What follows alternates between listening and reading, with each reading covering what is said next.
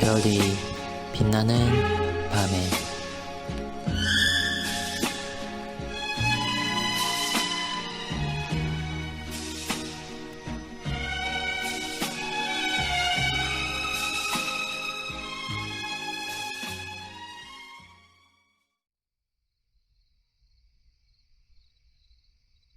구신문은 234일차를 참고해 주시기 바랍니다.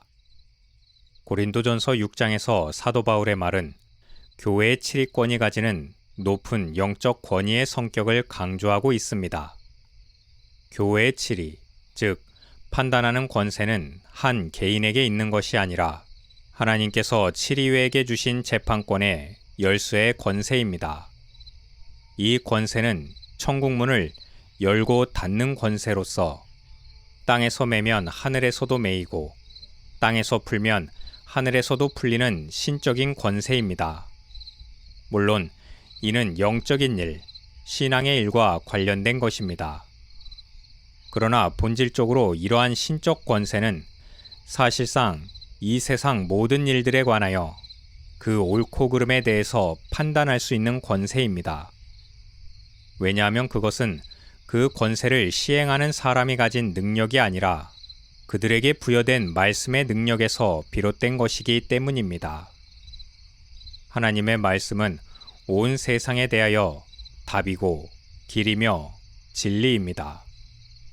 그리고 땅에 있는 대리 통치자들을 통해 우리 주님께서는 영원전에 택한 백성을 불러 모으기도 하시고 거짓된 영들과 불신자들을 내치시고 그들이 교회에 속하지 않고 복음 진리를 거절하는 것을 통해서 가시적으로 그들에 대한 심판을 드러내십니다.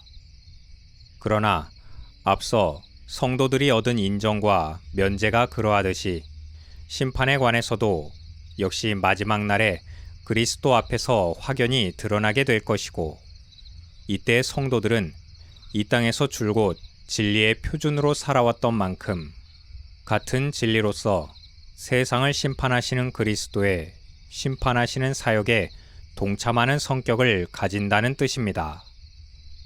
이것은 오늘날 우리들이 복음의 말씀을 온전히 순종하며 살아가는 일이 생명의 복음을 전함과 동시에 세상을 향해 심판을 선고하는 사역을 내포하고 있다는 점에서 우리 자신도 노아처럼 세상을 정죄하는 사역을 하고 있는 셈입니다.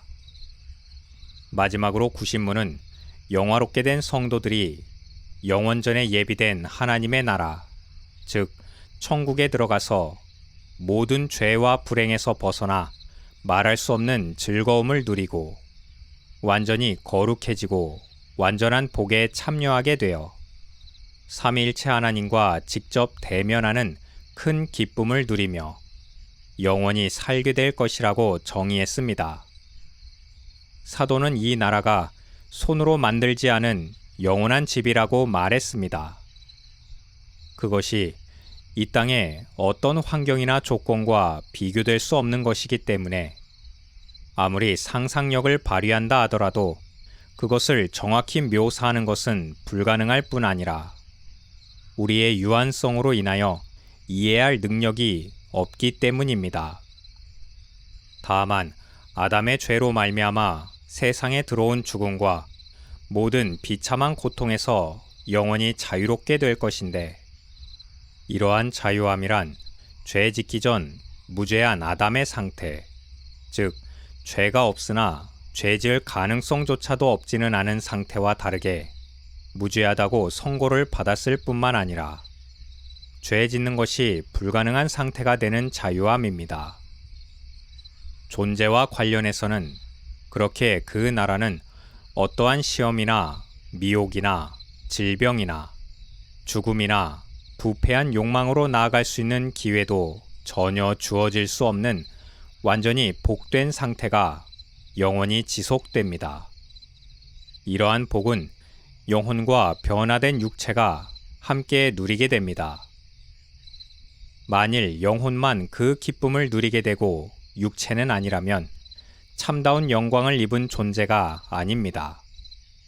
그때의 육체는 더 이상 시간에 종속되지도 않기 때문에 늙거나 질병에 시달리거나 육체적 욕망에 사로잡히지도 않으며 어떠한 결함이나 한계에 갇혀 있지 않을 것입니다.